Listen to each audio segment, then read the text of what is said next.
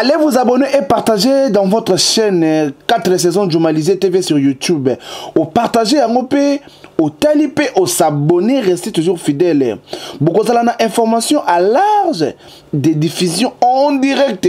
Partout dans le monde entier, si vous avez la diaspora, nous surtout les Congolais, nous connaissons surtout les Kinois, ou Kimambo, Kazanga information, au bisou de Zalaga, ou uniquement pour s'adresser au peuple congolais, nous surtout pour la informer. La chaîne Oyo 4 saisons Djoumalisé TV biso awaka ki salona 4 saisons Djoumalisé TV 10 du monde entier. Merci beaucoup. Chaque fois que vous regardez cette émission sur YouTube, allez directement s'abonner et puis partager pour être bel et bien en information à large, de diffusion et en direct. C'est à partir d'ici que tout ça va côté. Désormais tout changer les côtés avec notre patron Daïda Bouchou, il y a dans Paris. Faïda Djouma, merci beaucoup. Big up à toi. Donc Daïda Bouchou, Faïda Djouma, il y a la patronne à Mokonzi, il y a scène Oyo, Mokonzi paye à site Oyo. Après avoir Kolanda Biso, Sikasiko, Ozingo Luka Moke, on m'a dit qu'on a partager. Et ça la biso bien. Et puis on m'a dit qu'on a biso na s'abonner. Et ça la peut biso bien. Biso, tout ça, les gars, qu'on expliquer ma vérité. Tout ça, qu'on informer ma vérité. Ah voilà. Tout le événement où tu as dernièrement, la réaction à quelques populations qui ont réagir pour le sabotage. Il y a 80 ans, il y a Lutumba Simaro Massia. À ta musicien, mon côté, il y a mon ami Mboka Congo, Ayaki Mokoloana et les 19. Pour remercier artiste Nabiso, le poète Lutumba Simaro Massia. Alors, c'est parti et on se retrouve juste après pour la continuité de cette émission dans ce site que vous aimez bien. www.4 saisons Djoumalisé TV sur YouTube, 4 saisons Djoumalisé TV 10. Allez, regardez et partagez. Et puis s'abonner encore. Merci. Maître Fanga Lobi, Zakan interview Mokona Lukunku Sampo. D'abord, papa, on s'est présenté d'abord. On a mis présenté Limbi Sangay. Nazali papa Ndongala. Henri Ndongala. Yanzamir Binuto Bakisayam. Henri Ndongala, c'est ça mon nom. Donc Franco Tanga Zoko vivre. Ah, Nazali papa Leki ya Lutumba Simaro.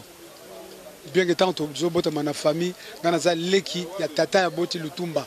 Yambaki comme on a. Surtout Benge Yambaki. Donc, na lui que Franco Tango Azoko vivre, Bazako tourner une interview, Ndeng Bazo Tunakanga Sekobo. La Lukungu Sampo. Abio Franco okansaka nini pona Lutumba po mbula na mbula bokangama lokola ceinture na pantalon.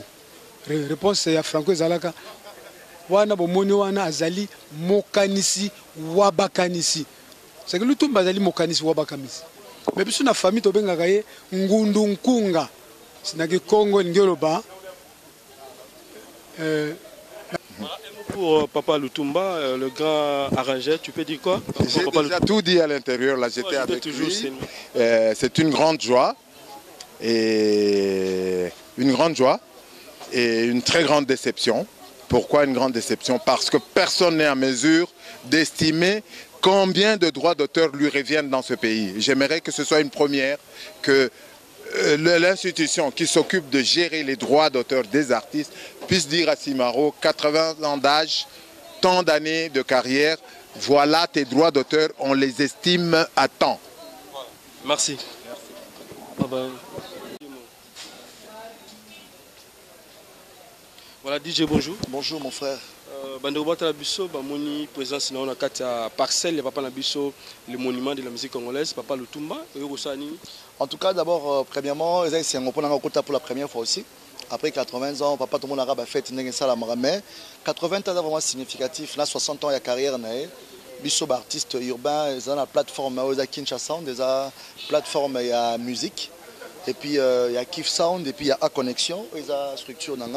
Tous s'engagent ensemble pour que tout y a Papa Lutumba, moi Moussuni, moi Loso, moi Mafuta, pour que Papa Monake Banane, il y a autre musique, il y a musique urbaine. Bakanisi ensemble toujours représenté par artistes urbains. Autour de la musique, en dehors il y a la musique Ndombolo qui s'appelle la rumba aujourd'hui.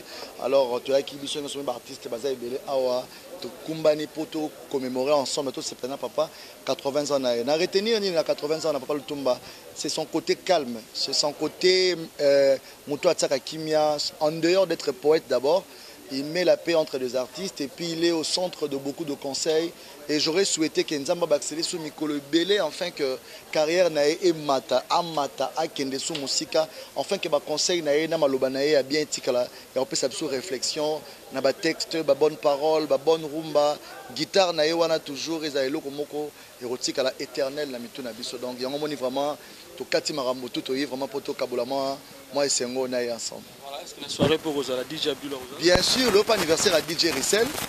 L'anniversaire à DJ Rissel, anniversaire pour moi on a bébé Lizipan ils appellent le bébé Botama jour moro na papa Lutumba. Ah bébé yo le 3 ans.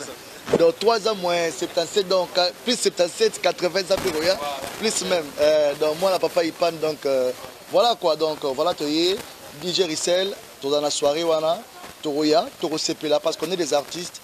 Pour nous, c'est un honneur d'être avec Papa Lutumba. À sa bibliothèque, il y a beaucoup de choses, il y a beaucoup de mélodies, il y a beaucoup de compositions. À ça, ça veut dire que ça va conseil et arranger ma balle et bongisa ma kambo. Il y a vraiment tout ça, c'est un makasi biso ba kokonae. Toya kokabola vraiment et sengo pembeni na donc pour ngani naza vraiment na sengo pour ça na yemba na yemba banze mona donc na bena répéter la banze mopo la soir keba na robi ma na podium on a pas na interpréter rumba moya kandeza ça c'est bien tout le monde sait que Félix Wazekwa Kofi Olomide bayoko na raté mais papa Lutumba bien si bon en soirée est-ce que ça si que na bango mibale moko ko yeto moko ko yeto est-ce que peut ba ko solo est-ce que ba ensemble atabaye te moi pour moi Papa Lutumba ne peut accompagner sa conseil, mais un vrai conseil, ils ont banné au mité, mais bango mibale.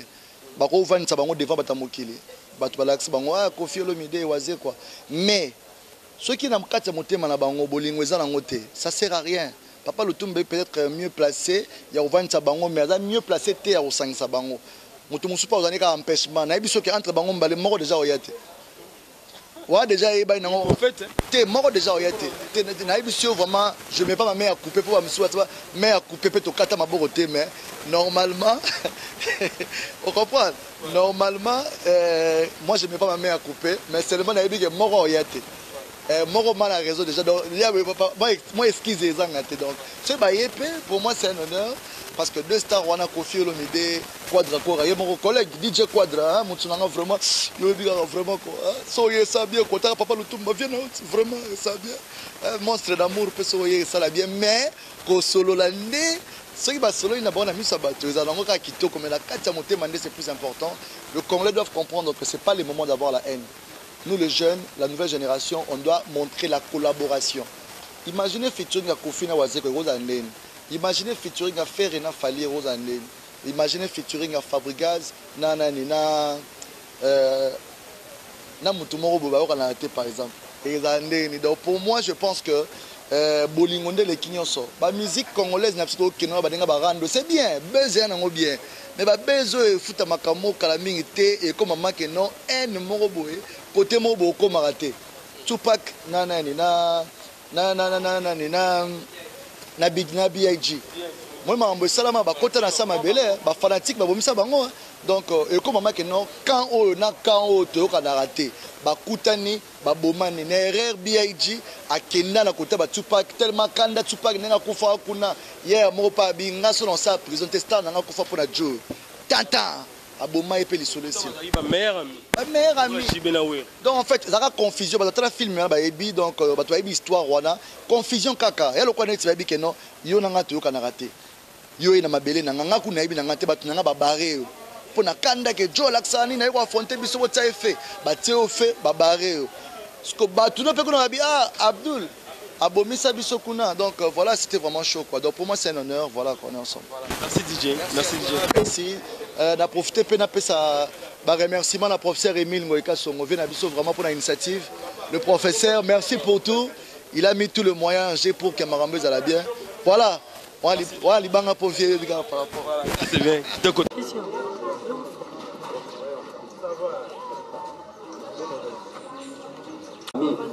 Tisameka masolongo yango ebando solo banini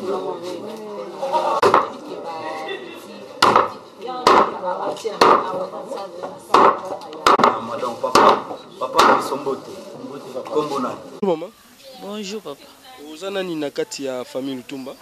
Ngai naza cousine na mwasi na ye. En plus cuisinière ya papa Lutumba nenga. Papa linga mingo liani ni surtout lelo anniversaire na 80 ans. Taba makayabu, ngulu, légumes verts, de biloko na linga ne yango na pomme de terre. Na purée. Yango na linga mingi. La bande de Sobata la Bishop Sabangoni par rapport à 80 ans et papa na biso Lutumba parce que c'est rare musicien congolais à kokisa ajo papa kokisi et puis tant bovan na na mingi nini alobaka ya malonga parce que lobby a eu kozala te parce que zali monument déjà ya musique congolaise. Aloba na biso il faut kozala na kei ya koyamba bato ata moto na za mbongo te il faut yeba koyamba ye. Ndenge bino ozali awa ne boyaka awa to yamba bino très bien. Azala te to yamba bino ka bien. Nde toli apesa biso na yango wana koza malamu na batu lobi ayo yebi yango te, c'est ça le problème.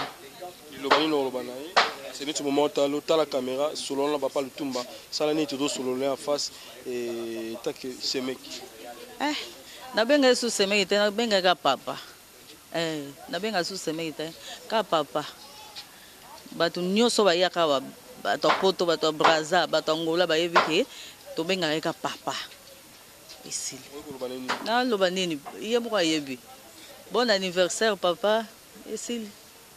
Merci tous peu bande comme ça bada pembeni awa obazo sa musala pona compte ya mama na biso kona compte papa na biso eza problème te mama komona ni pozana na kati ya libota to moni bozolamba ba makemba ba biloko belé nta bezali ngulu ezali nyoso to ezali na kati ya famille. Ba komona ngai si na masikita toye kolamba lelo ko l'anniversaire ya papa na biso lutu naza mwana na kati ya libota yango lelo toye kolamba pona anniversaire ya papa na biso tozana esengo mingi esengo tonse makasi vraiment to pona kotala ajo ya komi na ngo lelo nde nazo bituna ajo ya komi na ngo lelo ngape na kokoma na ajo wana donc yango wana donc nazo kumisa kana nzambe naza mingi oloba kutuke. Maman comment nani pesona na kati ya libota? Comment nanga mama ani ngape nazali mwana na kati na libota oyo na ekolambila papa na ngai na otala te mukile loba mingi na obanga voilà sont les noms de Isaïli Kamoko oyo zwaka peut-être temps ya kusolo na iti na caméra ko obseni na caméra na zwaka temps pa ya papa na conseil na ye papa pesa so conseil makasi alendisaka biso pena makasi kote wana pona mokili bangisaka biso yango penza na nanga na minga koloba te na suki wana. Voilà, merci donc tous appels dans la saison 4 en tabac oyo ngalinga mingi ba partir 4 wana ngai yo ngulu pena donc na habité ngulu ngana papa Lutumba vraiment je peux vous dire que il y a une affection ya papa na mwana affection ya moi n'est pas ya papa na. Vous savez par exemple sur un hôtel Emiton depuis 2012 au côté monument ya vieux Lutumba ils en a 4 ce que nous avons matin hôtel Emiton tu as le plus beau vraiment tout le bas portrait en Emiton eza papa Lutumba tika biso te eza la mukolo anniversaire eza la matanga eza lo nyoso komelanga na vie na ngai na fandiawa omona ka taza na poto kama fil prof sango boni ndenge nini malam mbok eza bien malam donc sans papa et puis awa na yeku na kamundi na kutibina ponga na kota ra chobo ata na sima mais bosi bomona inga déjà parce que eza ndako palais Lutumba lobi na interview na imoko ezale sengo soki na soara lelo kofiolo midena wase ko avande sikamoko étant homme pe à culture tes impressions par rapport ya maloba papa Lutumba Simao loka maloba ne sebimi ya papa Félix aza mwana monstre danger aza mwana ya papa Lutumba côté mususu Koffi Olomide le grand aza mwana papa Lutumba loka papa si alobi pona bango bayebi bien que zandingisa ezandingisa monument soki Lutumba alobite nani mususu akoloba soki ya si alobi nana robakisa suna likolo donc eza mokolo moko ya bien que les deux grands artistes musiciens Félix Wazekwa monstre na Koffi Olomide mon pao à l'occasion de cet anniversaire et aux Alabés. Mais je crois que moi, non, c'est là, puisque j'ai suivi il n'y a pas très longtemps, Félix a dit que Likambo Satana Nanzambe Baba Solo là, ils ont sauté, c'est ici là. Donc, il y a la question, il y a calendrier, il y a rendez-vous, de façon à ce que, sous l'instar, patronage à Papa Lutumba, les deux artistes vraiment, dans limite que Morona Bangwa Roboya, et surtout qu'honorer, journée à l'élo, ils allaient vraiment, je ne sais pas comment qualifier ça. Tout ça, on a ça et ça, et bisoto.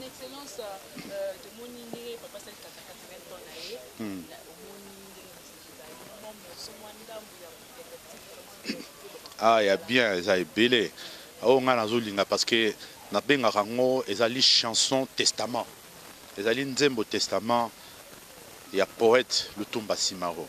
Mokolo na kokufa kake ekobetai tina tima lobela bato maloba na ngai ya suka foto na nga bakamata basala monima soki mopaya aye balumela ye nsango monima ezosala meza lingwala boulevard ya mwana mopaya nyonso to akoya akosincline na mémoire na monument ya papa akoleka pe akotambola pe na avenue Lutumba. Donc parce que ça moi na lingwa yango zo pesa ba ndeko mususu pe bazana ba leader pe ba musicien mboka na bango na commune na bango mususu.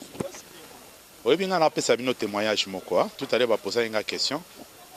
Un jour na fani ga bona ndako programme kutela ki te rendez-vous na porte nani. Oh papa Lutumba, papa nazo lukao. Ah.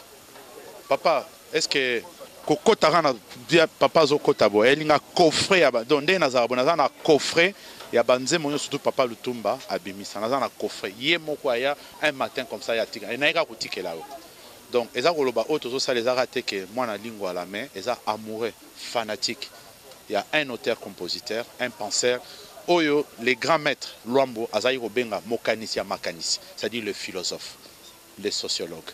Donc à plus d'un titre quand je viens ici, je suis fier d'être contemporain de Papa Lutumba. Ndenge ba mususu bazaki faire aux ba contemporain ba Charles de Gaulle, ba contemporain ba Louis XIV, ba contemporain ba Tipoti pona banani. Enfin Tipoti pa tekara ba esclave mais eza pona oloba que vraiment c'est un jour, un événement, un homme, une histoire. Et la particularité de cette histoire aujourd'hui, c'est que l'hommage et la célébration il y a Lutumba de son vivant. Ça, c'est quelque chose qui va faire école.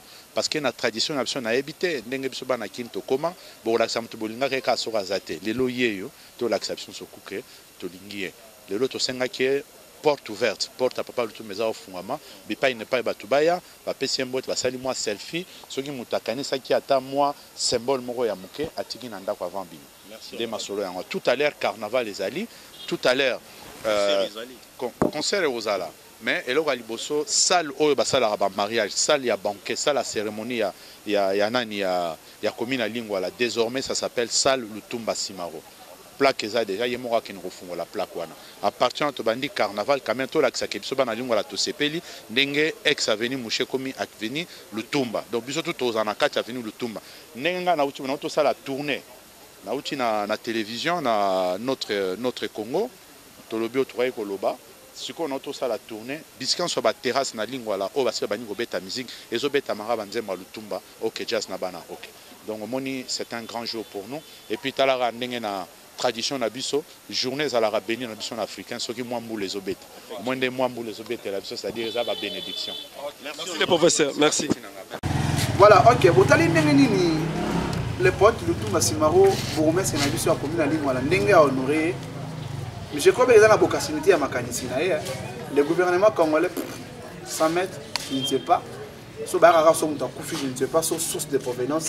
Et c'est là qui est parti à Bango. Mais nous tous, on a une image de la place de Nabiso. Ils ont fait tout ça. Bon alors, désormais, 4 saisons de Jomalisé TV10 sur YouTube. Autant les vidéos Nabiso. Vous aimez, vous partagez et vous nous laissez un petit commentaire si vous avez des suggestions et des remarques à nous faire. Parce que sans vos suggestions et des remarques à nous faire, pour l'avancement de cette émission, alors faites-nous des remarques et des suggestions, aidez-nous à partager pour les autres personnes et s'abonner aussi. Pour ça la vidéo bien parce que puis à partir de ça la vidéo pour que les élans là pour récolter des informations. On a pas pour présenter un mot et pas une vidéo bande comme aux Arabes, Boka Congo, aux Arabes à Miami, aux Arabes en Côte d'Ivoire, aux Arabes partout dans le monde entier. Alors, tout le monde Siko, Siko que Bakocha monument na awa. Ils sont vivants. Place Bakocha monument ya Lutumba Simaro. Bana poto pour comprendre, ezali croisement ya Mushi Nyangwe. Mushi Nyangwe. Yesika wana nde Bakocha monument na ye, dès son vivant. Et je crois bien qu'il y a Vanzamba Zapé Manae, ceux qui le loté le buté, Betenga na Kili Bosso na été. A Komona, monument na ye Rosalawana, dès son vivant. Merci beaucoup na grand frère Paul Mukeni. La initiative Aimons nous vivons. Au Komona Yango. Plein succès à vous. Voilà, c'est parti et on se retrouve juste après.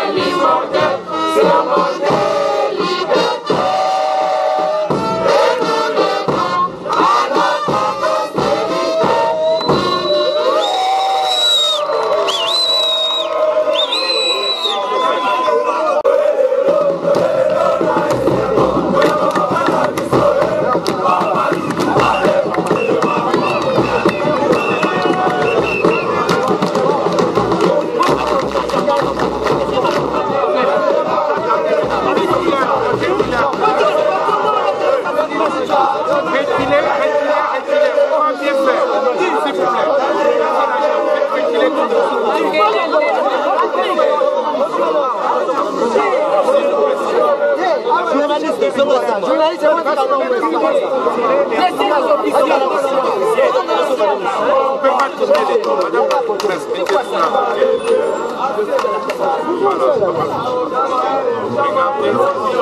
comme ça, quand vous allez tirer,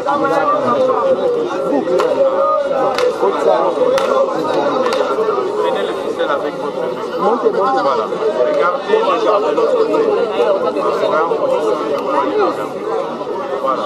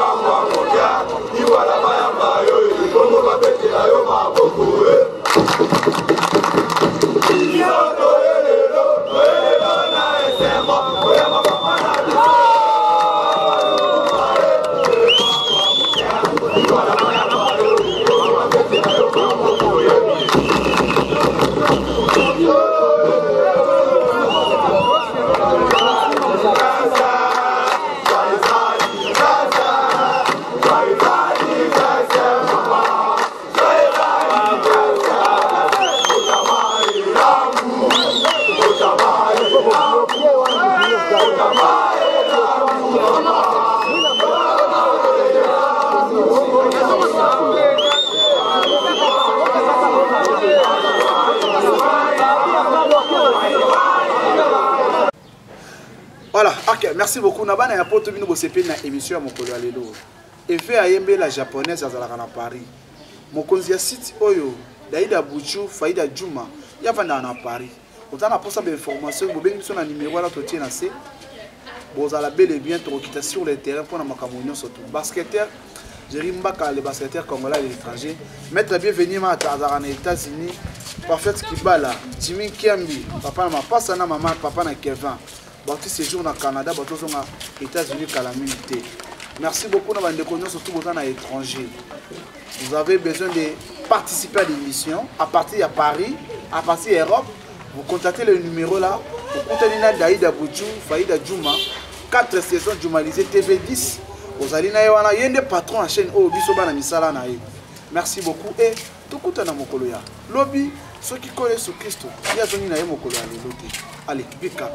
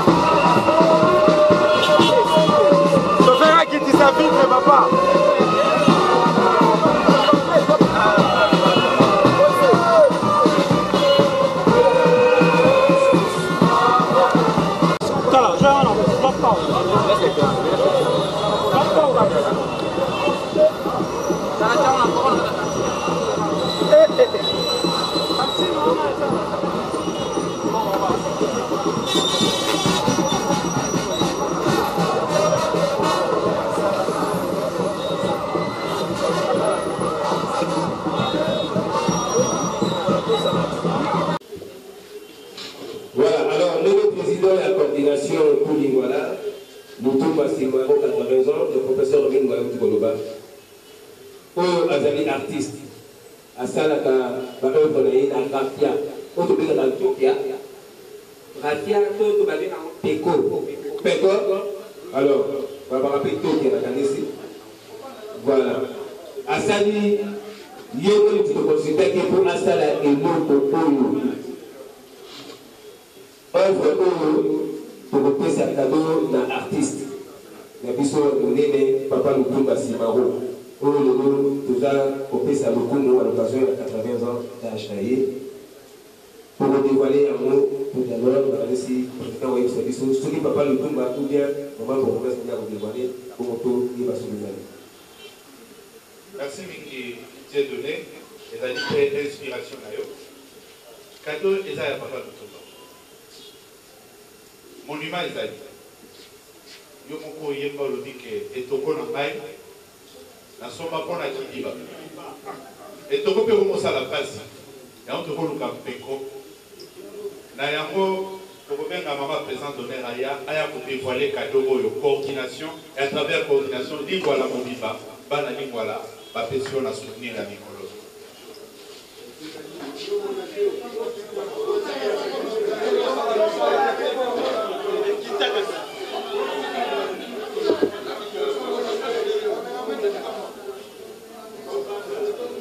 Voilà. Maman,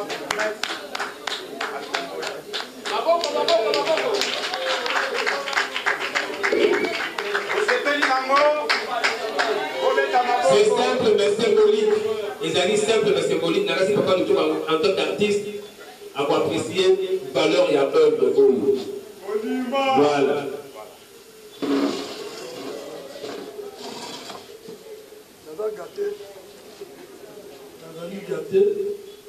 Parce que Boigna Oyo est un homme beaucoup d'artistes.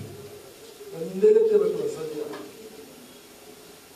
Congolais pour la vie de Golanda. Oyo, c'est-à-dire un monument est un petit canard pour la vie de Golanda. C'est un homme de la salon là, pourquoi pas la chambre à coucher? On a la moitié de la presse de la Merci.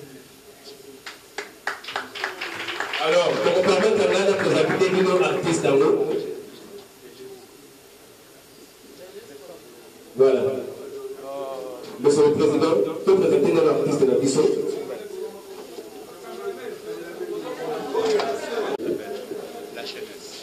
Allez vous abonner et partager dans votre chaîne 4 saisons Djoumalisé TV sur YouTube. Au partager en OP, au taliper, au s'abonner, restez toujours fidèle. Beaucoup de information à large des diffusions en direct. Partout dans le monde entier, c'est quand vous la diaspora, nous surtout il y a Congolais, nous connaissons surtout il y a Kinois, ou à Kimambo, Kazanga information, au bisou de Zalaga, ou uniquement pour s'adresser au peuple congolais, nous surtout pour la informer. Na nzela ya chaîne oyo 4 saisons Djoumalisé TV biso awaka ki salon